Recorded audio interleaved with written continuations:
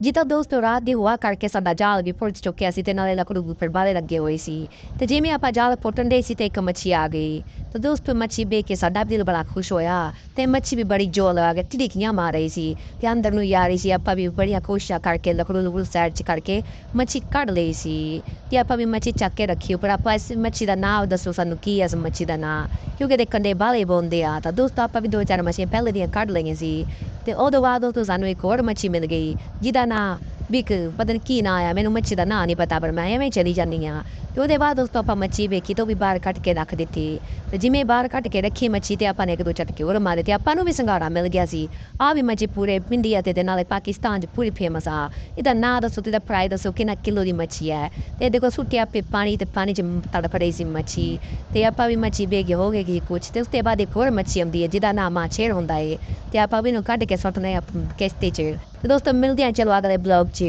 bye bye